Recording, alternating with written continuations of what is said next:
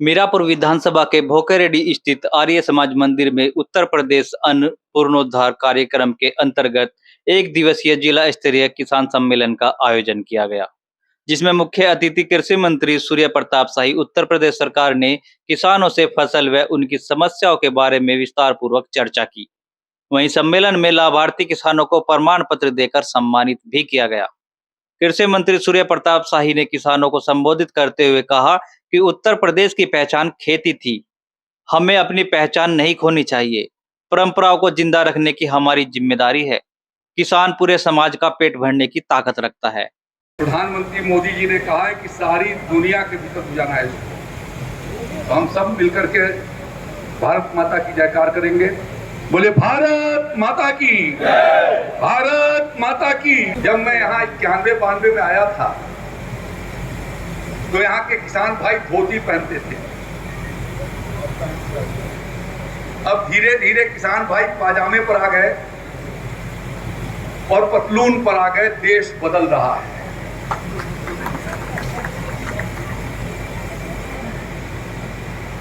मुजफ्फरनगर की पहचान थी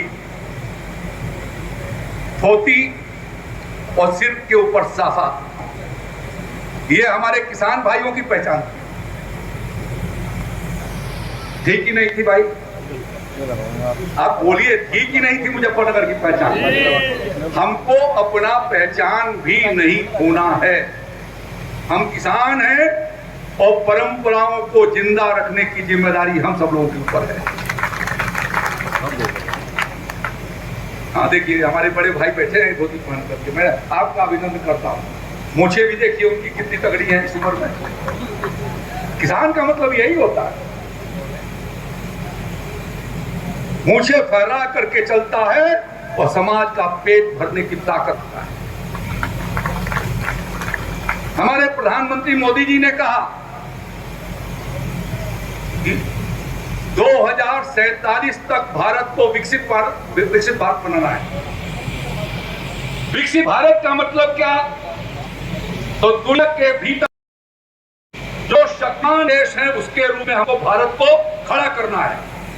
और जब उन्होंने ये बात कही तो देश की अर्थव्यवस्था आने के पहले 11वें नंबर पर थी। और जिन लोगों को गुलाम बना करके रखा था, ब्रिटिश हुकूमत को उन्होंने अपने से पीछे कर दिया। ये विकसित भारत की बुनियाद है। हम किसान हैं, इसलिए हमारी जिम्मेदारी उसके प्रति बहुत है। मोदी जी की सरकार ने, योगी जी की सरकार ने लगातार उनके एजेंडे पर किसान है। लोगों ने पूछा, मोदी जी आपकी जाति क्या है? जब वोट आता है तो हम थोड़ा जात करना शुरू कर देते हैं। विपक्ष वाले बहुत जात का हवा देते हैं। तो मोदी जी ने कहा मेरी 4 जाति है। लोगों ने पूछा कौन सी जाति है आपकी? मोदी जी ने कहा कि गरीब हमारी सबसे पहली जाति है। दूसरी जाति कौन है तुम्हारा? तो नौजवान हमारी दूसरी जाति है। पूछा तीसरी जाति आपका कौन सा? तो किसान मेरी तीसरी जाति है। किसान का कोई जाति नहीं होता, किसान तो किसान ही जाति होती है। और चौथा पूछा कि और आपकी कौन सी जाति? तो उन्होंने कहा कि महिलाएं हमारी जाति हैं। ये सब मिलकर के पूरा हिंदुस्तान का तस्वीर बन जाता है। और इसलिए किसान होने के नाते उन्होंने कहा कि हमको देश को आत्मनिर्भर बनाना है और हम आत्मनिर्भरता की ओर तेजी से आगे बढ़ रहे हैं। इसलिए मोदी जी की सरकार ने अपनी बहुत सारी योजनाएं हमारे बीच में लाई। देश के 12 करोड़ किसानों के खाते में 2.5 लाख करोड़ रुपया भेजा है। वो मोदी का पैसा है, उसके सरकार का पैसा। इसके पहले किसने दिया था भाई? नेहरू जी ने दिया था किसान को पैसा, इंदिरा जी ने दिया, राजीव गांधी ने दिया, मनमोहन सिंह ने दिया, मुलायम सिंह जी ने दिया, मायावती ने दिया। दिया है तो नरेंद्र मोदी ने दिया है तो योगी आदित्यनाथ ने। ये पैसा आज हम अपने मुजफ्फरनगर जिले के भीतर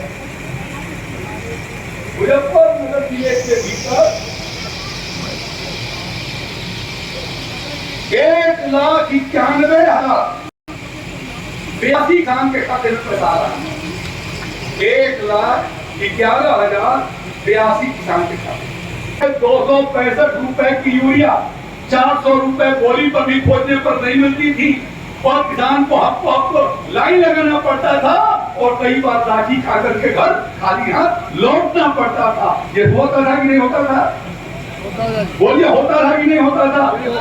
इस 7.5 साल में जब से मैं कृषि मंत्री हूँ, कभी आपको खाद के लिए लाइन लगानी पड़ी? कभी आपके ऊपर लाठियां चली? तो ये सरकार अच्छी है कि उनकी सरकार अच्छी है? तो आपको ये करना। और इसलिए भाइयों मैं कहना चाहता हूँ कि हम लोगों ने हर कोशिश किया, जहां गन्ने की कीमत बढ़ाई वहीं पर आपके खेती को तकनीकी के माध्यम से, आजबर्ड्स के माध्यम से, नर्सरी के माध्यम से प्रदेश का उत्पादन कैसे बढ़े। जब योगी जी की सरकार बनी थी तो 113 चीनी मिल चलती थी, हम लोगों ने 8 नई चीनी मिलें जो बंद थी उसमें से और कुछ नहीं लगाई।